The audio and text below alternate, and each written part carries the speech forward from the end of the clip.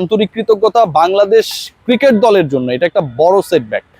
দুঃসংবাদটা হলো লিটন কুমার দাস, আপনারা সবাই জানেন বাংলাদেশের ক্যাপ্টেন, টি-20 ফরম্যাটের ইনফর্ম ব্যাটার, এবং তার অনুপস্থিতি বাংলাদেশকে ইন্ডিয়া এবং পাকিস্তানের বিপক্ষে টপ 4 এশিয়া কাপে কতটা ভুগিয়েছে। বাংলাদেশ যে ফাইনালে যেতে পারে নাই তার সবচেয়ে বড় কারণ যদি একটা হয়ে থাকে সেটা হচ্ছে লিটন কুমার দাসের ইনজুরি বা পাজরে তার যে আঘাত রয়েছে সেটা। সেই লিটন কুমার দাসকে নিয়ে আরো বড় ধরনের অনিশ্চয়তা তৈরি হয়েছে। Liton Kumar Das is not going to be available in the upcoming টি-20 সিরিজ এগেনস্ট আফগানিস্তান। দেখুন, এশিয়া কাপে বাংলাদেশ কিন্তু শেষের 2 ম্যাচে বাজে ক্রিকেট খেলেছে, পরিকল্পনাহীন ছিল। জাকের আলী অনেক যে ধরনের ক্যাপ্টেন্সি, যে ধরনের কিপিং, যে ধরনের দৃষ্টিকটু বাজে ব্যাটিং করেছে, পুরো দলকে ডুবিয়েছেন, এটা প্রশ্নাতীতভাবে আসলে কোনোভাবে গ্রহণযোগ্য না। কিন্তু এই সিচুয়েশনের আগে, মানে লাস্ট 2টা ম্যাচের আগে যদি বাংলাদেশের আমরা পারফরমেন্স দেখি, তাহলে বাংলাদেশ সুপার 4-এ যোগ্য দল হিসেবে টানা 2 ম্যাচ জিতে কোয়ালিফাই করেছিল, মাঝখানে শ্রীলঙ্কার বিপক্ষে পরাজিত ছিল। সুপার 4-এ প্রথম ম্যাচে শ্রীলঙ্কার বিপক্ষে convincing win we registered. Bangladesh দল তার মানে ভালোই খেলছিল। বাংলাদেশের খারাপ খেলাটা শুরু হলো কখন? লিটনকে আমি অনেক সমালোচনা করি, to be very honest, but as a captain and a performer and a different Liton Kumar Das in the Asia cup, বাংলাদেশকে যেভাবে সার্ভ করেছে এবং বাংলাদেশকে যেভাবে ঋণী করেছে, to be very honest, Bangladesh কিন্তু ফাইনালে যাওয়ার স্বপ্নটা দেখছিল। প্রথম ম্যাচ খেলার পরে, শ্রীলঙ্কার এগেনস্টে খেলার পরে লিটন কুমার দাস যখন পাকিস্তান এবং ইন্ডিয়ার এগেনস্টে আনএভেলেবল হয়ে গেলেন, বাংলাদেশ দলের ক্যাপ্টেন্সি, বাংলাদেশ দলের ব্যাটিং অর্ডার, বাংলাদেশ দলের পারফরমেন্স সবকিছু এলোমেলো হয়ে গেছে। সবকিছুতে এমন একটা বিচ্ছিরি অবস্থা তৈরি হয়েছিল যে ওই জায়গাটা রিপ্লেস করবে কে? কেউ করতে পারে নাই।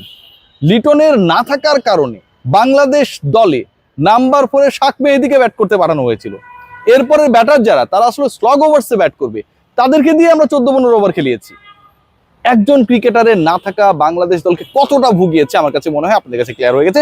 সেই Liton Kumar Das, Asia cup ultimately আমাদের প্রিপারেশনের মঞ্চ, কিন্তু সামনে টি-20 বিশ্বকাপ রয়েছে। বাংলাদেশ টানা 3টা সিরিজে জিতেছে, শ্রীলঙ্কার এগেনস্টে, আফগানিস্তানের এগেনস্টে, 2টা শক্তিশালী দল টি-20-তে। শ্রীলঙ্কা গতকাল কি ফাইটটাই দিল ইন্ডিয়ার বিপক্ষে, তাদের এগেনস্টে ব্যাক টু ব্যাক ম্যাচ জিতেছে এশিয়া কাপে লিটনের ক্যাপ্টেন্সিতে।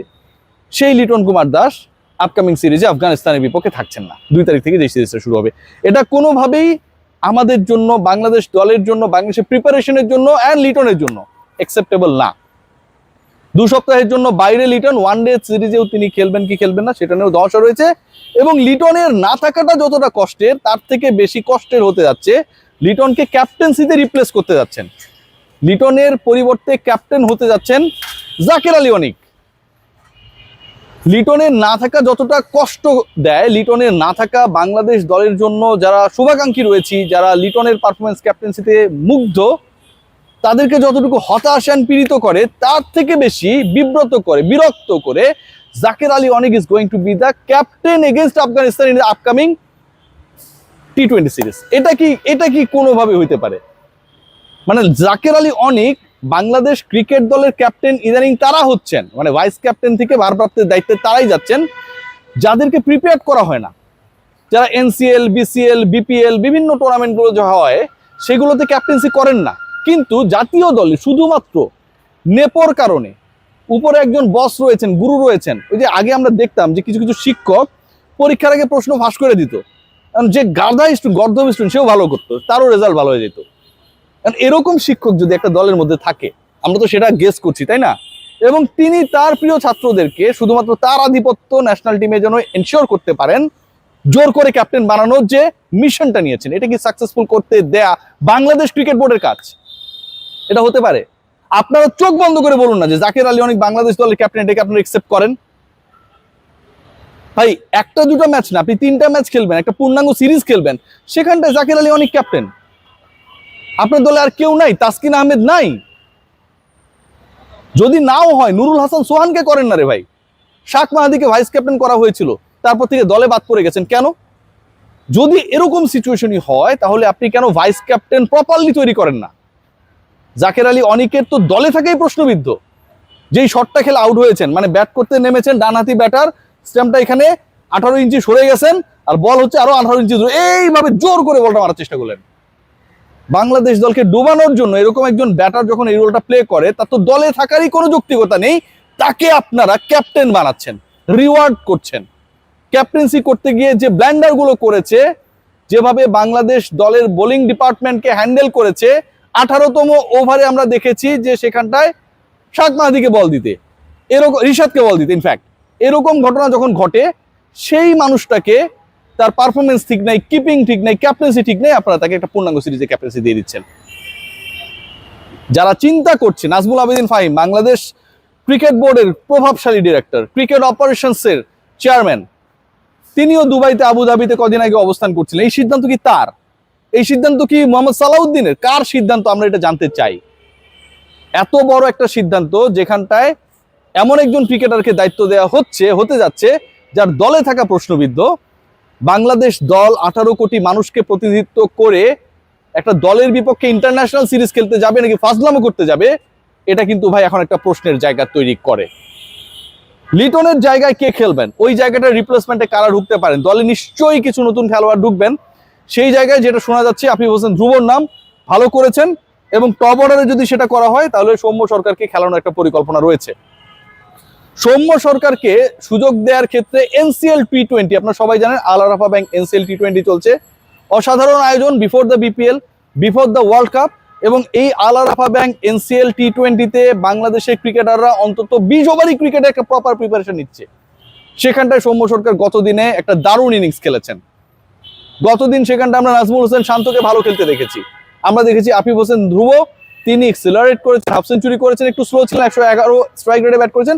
বাট মিডল অর্ডারে বাংলাদেশের যে বিশাল গ্যাপ, নাম্বার 4-এ যে আমরা প্রপার ক্রিকেটার পাই না, নাম্বার 3-তে প্রপার ক্রিকেটার পাই না, এই যে গ্যাপ, তাওহিদ হৃদয় 3-এ চলে আসলে 4-এ কে খেলবে, এই যে প্রশ্ন, এই প্রশ্নের উত্তর আমরা খুঁজে পাই না। সেখানটায় আফিফ হোসেন ধ্রুব আমার কাছে মনে হয় যতটুকু শোনা যাচ্ছে একটা রিপ্লেসমেন্ট হতে যাচ্ছেন। সেটা যদি হয় ভালো। একই সাথে আমি মনে করি যে মাহিদুল ইসলাম অঙ্কনের মতো কিছু ক্রিকেটার রয়েছেন যাদেরকে আসলে চান্সেস দেওয়া উচিত। যেই ক্রিকেটাররা আলটিমেটলি আমার ওয়ার্ল্ড কাপের পাইপলাইনে থাকবে, যেই ক্রিকেটারদেরকে আমি আমার আউট অফ ফর্ম ক্রিকেটারদের রিপ্লেসমেন্ট হিসেবে ফিউচারে ইউজ করব।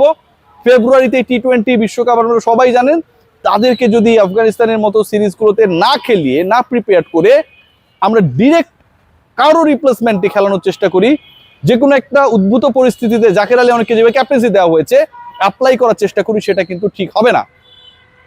সাইফ হাসান দেখেন চান্স পাওয়ার পর যেভাবে খেলেছে, বাংলাদেশের পাইপলাইনে অন্তত আরো 3-4জন ক্রিকেটার রয়েছে। মিডল অর্ডারে আপনি সাব্বির রহমানকে কাজে লাগান, কেন লাগানো যাচ্ছে না? সুযোগ দেন, একটা সুযোগ দেন। সাইফকে আপনি প্রসেসের মধ্যে রেখেছেন ভালো করার পর, আপনারা কি সাব্বিরকে প্রসেসে রেখেছেন, আফিফকে প্রপার প্রসেসে রেখেছেন? রাখা হয় নাই ভাই। সৌম্য সরকার ভুতুরে ইনজুরিতে বাদ পড়ে যাওয়ার পর কোথাও নেই। এই যে ইস্যুসগুলো ক্রিয়েট হয়েছে days after days, months after months, Bangladesh দলকে সবচেয়ে বেশি ভুগিয়েছে এগুলোই। So let's see what happen. আমার কাছে মনে হয় লিটন কুমার দাসের না থাকাটা বাংলাদেশ দলের জন্য একটা বিশাল সেটব্যাক। একই সাথে তার থেকেও বড় বিরক্তিকর বিব্রতকর ঘটনা ঘটতে যাচ্ছে। Jaker Ali Anik is going to be the captain of Bangladesh in the upcoming series. যার দলে থাকা নিয়েই প্রশ্ন চাইলে আপনি তুলতে পারেন, তাকে যদি আপনি দলের নেতা বানিয়ে দেন তাহলে এর থেকে দুঃখজনক কোনো কিছু হয় না। প্রশ্ন যেটা, তাকে নেতা বানানোর এই সিদ্ধান্তটা কে নিল? নাজমুল আবেদিন ফাহিম, আমিনুল ইসলাম বুলবুল, মোহাম্মদ সালাউদ্দিন নাকি ফিল সিমন্স? এটা জানার অধিকার জাতির রয়েছে। সবাই ভালো থাকবেন।